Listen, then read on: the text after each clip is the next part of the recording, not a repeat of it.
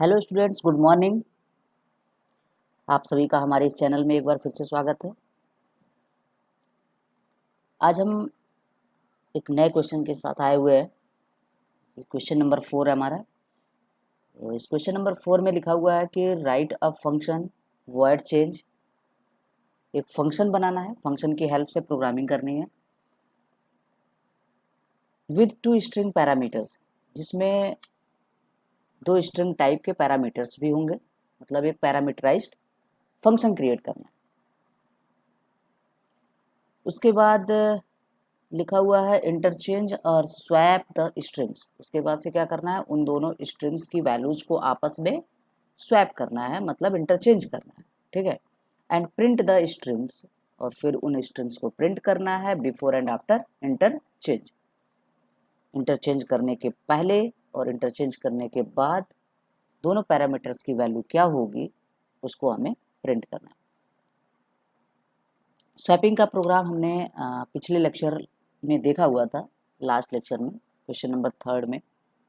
But वहाँ function नहीं था, फंक्शन क्रिएट नहीं करना था। लेकिन इस प्रोग्राम में थोड़ा सा एक्सटेंशन है जहाँ पर हमें फंक्शन क्रिएट करना है। तो कोई नहीं, चलते हैं। तो सबसे पहले ज़रूरी क्या है कि हम स्कैनर क्लास को इंपोर्ट कराएं। एक्चुअली में जब भी हमें इनपुट लेने की ज़रूरत पड़ती है तो सबसे सस्ता और बढ़िया साधन स्कैनर है।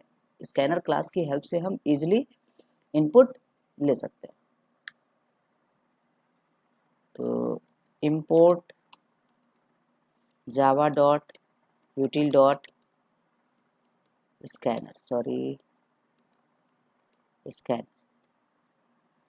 क्लास हो गया।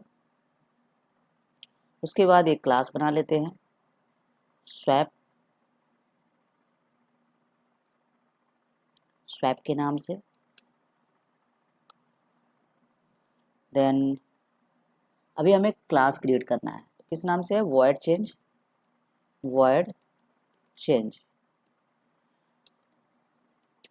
जिसमें दो पैरामीटर्स होने चाहिए। 2 पैरामीटर्स, वो भी स्ट्रिंग टाइप के, string s1 comma string s2।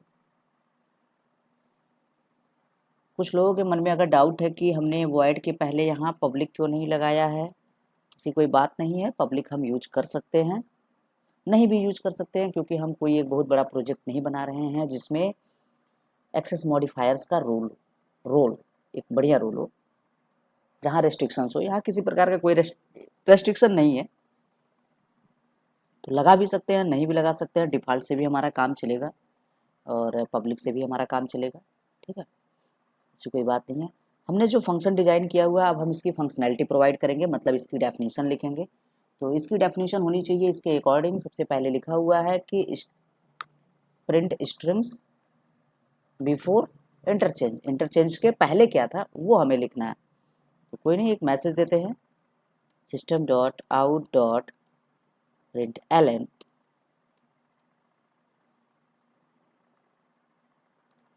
Strings before interchange. तब इंटरचेंज के पहले हमारे स्ट्रिंग्स की वैल्यूज क्या थी। अगेन मैसेज देते हैं,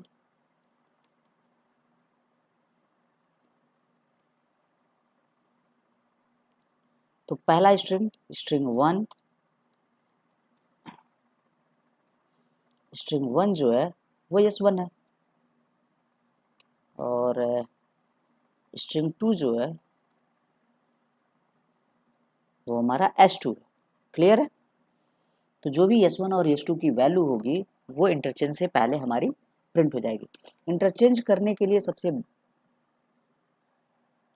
अच्छा लॉजिक है यूजिंग थर्ड वेरिएबल। किसी थर्ड वेरिएबल की हेल्प से हम करें, क्योंकि विदाउट यूजिंग थर्ड वेरिएबल तो यहाँ थोड़ा सा पॉसिबल नहीं है।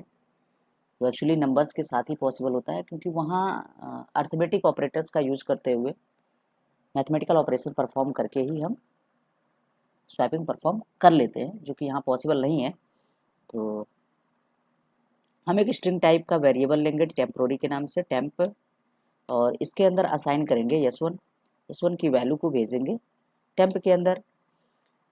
अब इस तरीके से हमारा s1 जो है वो फ्री हो गया। तो s1 के अंदर हम असाइन करेंगे s2 को, और फिर S2 फ्री हो गया तो S2 के अंदर हम असाइन कर देंगे टेम्प को। हो गया। एक साइक्लिक प्रोसेस है कि टेम्प के नाम से हमारे पास एक वेरिएबल है और उस टेम्प में हम S1 की वैल्यू जैसे ही असाइन करेंगे वैसे ही S1 और टेम्प दोनों की वैल्यू सेम हो जाएगी। मतलब हम S1 को फ्री मान सकते हैं कि S1 हमारा फ्री हो गया और फिर S2 की वैल्यू को हम S1 के अंदर असाइन कर सकते हैं और जब S2 की वैल्यू S1 में असाइन करेंगे तो सेम वही प्रोसेस है कि S1 और S2 की वैल्यू सेम हो गई तो S2 को हम फ्री मान सकते हैं। अब S2 के अंदर वापस से हम टेम्प की वैल्यू को असाइन कर सकते हैं। ठीक है, और इस चीज़ को हम यहाँ पर शो करा सकते हैं कि हो क्या रहा है एक्चुअली में। अगर हम कमेंट के माध्यम से लिखें तो देख सकते हैं कि S1 की जो वैल्यू है, सपोज जो कोई भी हो, मान लेते हैं हमने हेलो ही लिखा हुआ है तो S1 की वैल्यू हेलो हो और इस तरीके से S2 की वैल्यू जो है वो हमारी जावा हो। ठीक है, अब हम क्या करना चाहते हैं, इंटरचेंज करना चाहते हैं तो इसके लिए हमने जो लॉजिक लगाया हुआ है इस हिसाब से क्या होगा, टेम्प की जो वैल्यू होगी वो हमारी हो जाएगी S1 की वैल्यू। S1 की वैल्यू बोले तो हेलो, हेलो हो गई। ठीक है, उसके बाद सेकंड लाइन में अगर हम देखें S1 की वैल्यू जो होगी वो S2 की वैल्यू हो जाएगी तो S1 की जो वैल्यू होगी वो हो जाएगी S2 की वैल्यू, मतलब जावा, जावा हो जाएगी। और उसके बाद लास्ट स्टेप में क्या है, S2 के अंदर टेम्प असाइन हो रहा है तो जो S2 है इसके अंदर टेम्प की वैल्यू, जो टेम्प की वैल्यू है हेलो, वो हेलो इसके अंदर चला गया। तो अभी क्या होने वाला है कि जो हम S1 के अंदर स्वैपिंग के पहले हेलो रीड कर रहे थे वो अब हम S1 के अंदर जावा रीड करेंगे जो कि S2 की वैल्यू है, मतलब स्वैपिंग हो रही है। क्लियर? तो अभी इसके बाद हमें क्या चाहिए, प्रिंटिंग स्टेटमेंट देना चाहिए। System dot out dot println strings after swapping, after swapping, swapping के बाद स्ट्रिंग की वैल्यूज क्या हो जाती हैं इसको हम प्रिंट करेंगे। System dot out dot print Elon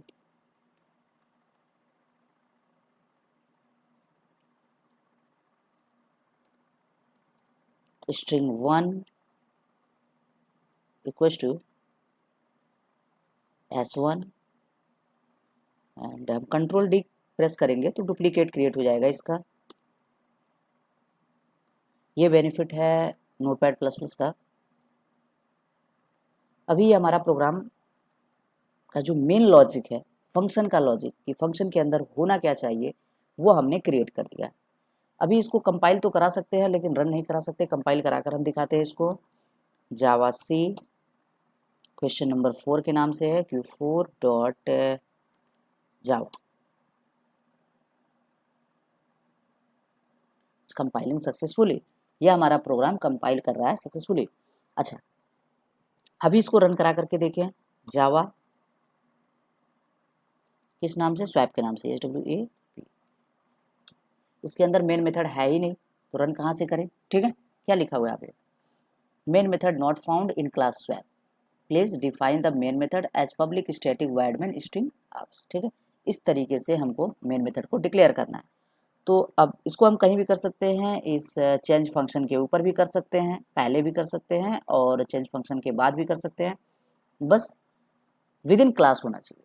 ठीक है, चलिए नीचे लिखते हैं public static void main string args। ठीक, अच्छा, यहाँ होना क्या चाहिए, अब हमें क्या करना है, जब भी हमारा प्रोग्राम रन करेगा तो इस मेन से रन करना स्टार्ट करेगा, मतलब JVM इसी को कॉल करता है। तो यहाँ पर कोई कोड ही नहीं है कि हम इसका कंट्रोल यहाँ से मूव करके चेंज पर भेज सकें। तो इसके लिए यहाँ एक कोड होना चाहिए जो चेंज फंक्शन को कॉल करता हो। अब चेंज फंक्शन को कॉल कैसे करेंगे, ठीक है, तो उसके लिए क्या चाहिए, हमें इसी क्लास का ऑब्जेक्ट चाहिए। कि जो मेन मेथड होता है वो स्टैटिक होता है, स्टैटिक मेंबर है, और स्टैटिक मेंबर से हम नॉन स्टैटिक मेंबर को एक्सेस नहीं कर सकते। ठीक है, इसके लिए हमें ऑब्जेक्ट की ज़रूरत पड़ेगी, डायरेक्टली एक्सेस नहीं कर सकते। और फिर मुझे इनपुट भी देना है, इसके लिए हम स्कैनर क्लास का ऑब्जेक्ट भी क्रिएट करेंगे। चलिए दोनों काम करते हैं। SCANNER scanner, SC assignment operator new keyword, then scanner जो कि एक कंस्ट्रक्टर है, और इसके अंदर आर्गुमेंट पास होगा सिस्टम डॉट इन, जिसे हम इनपुट स्ट्रीम के नाम से जानते हैं। इनपुट स्ट्रीम का एक ऑब्जेक्ट है। ठीक है, क्लियर। और स्वैप का, swap OBJ assignment operator new swap. ठीक है, दोनों क्रिएट कर दिया। अभी क्या करें, system dot out dot print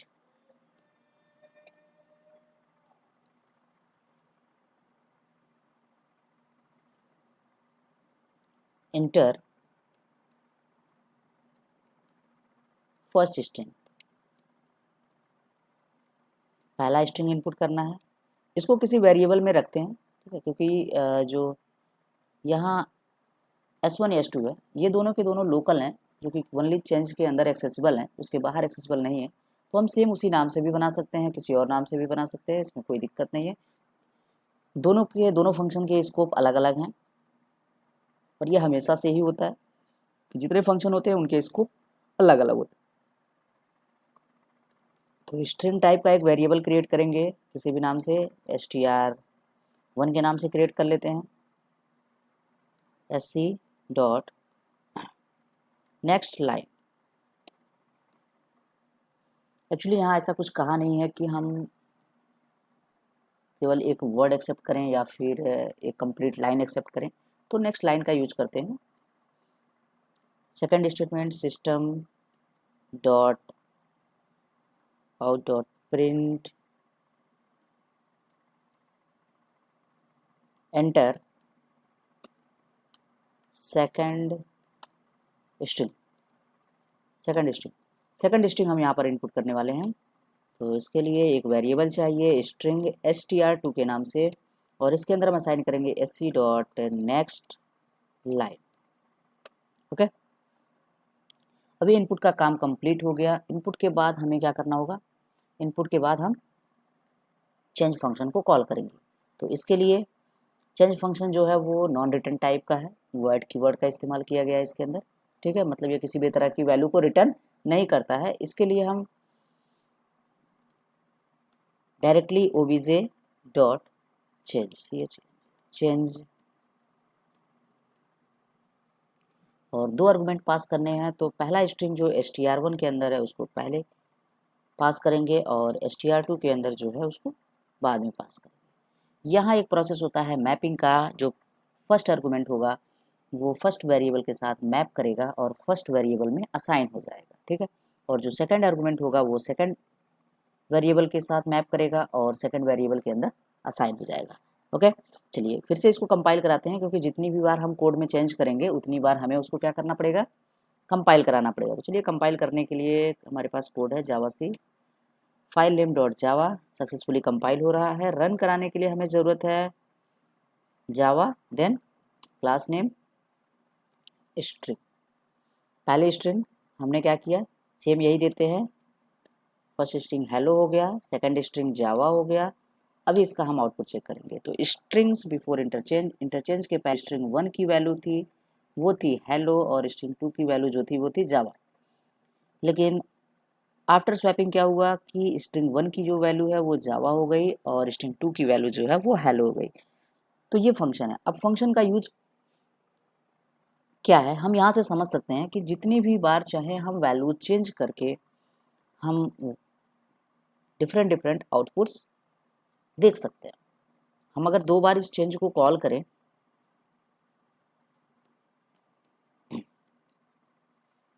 अभी यहाँ पे कोई भी स्ट्रिंग हम दे सकते हैं, इंडिया, और सेकंड स्ट्रिंग होगा हेलो। किसी वेरिएबल के थ्रू भी हम पास कर सकते हैं और डायरेक्टली भी पास कर सकते हैं। ठीक है, अभी हम इसको कंपाइल करेंगे और रन कराएंगे, देखते हैं क्या होता है। स्क्रीन क्लियर कर लें CLS से, क्लियर स्क्रीन। सक्सेसफुली कंपाइल हो रहा है, इसको हम कराएंगे रन। रन हो गया। पहले तो ये यहाँ इनपुट मांग रहा है, तो ये इनपुट वाला स्टेटमेंट हम दे सकते हैं, कोई दिक्कत नहीं है। मान लेते हैं कोड में एक्टिव है तो चल देना ही पड़ेगा जावा। अभी देखिए क्या हुआ कि जो हमने इनपुट दिया है वो तो एग्जीक्यूट किया ही किया। यहाँ तक ये हमने हेलो दिया है एज अ फर्स्ट,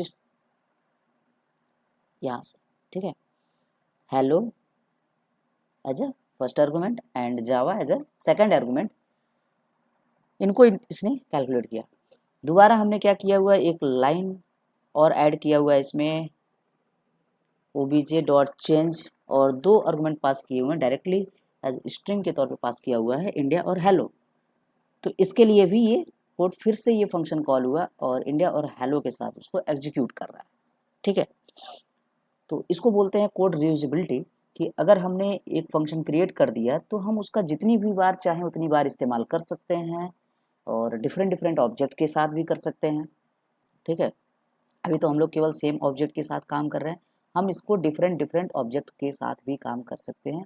इस बात को हम लोग कंस्ट्रक्टर में पढ़े होंगे, किस तरीके से एक्सेस किया जाता है, जितने भी इंस्टांस वेरिएबल्स होते हैं वो इंस्टांस के साथ जुड़ कर काम करते हैं, ठीक है। चलिए, आई होप दैट कि ये प्रोग्राम समझ में आया होगा। नेक्स्ट प्रोग्राम में हम फिर मिलते हैं क्वेश्चन नंबर 5 के साथ नेक्स्ट वीडियो में। तब तक के लिए धन्यवाद।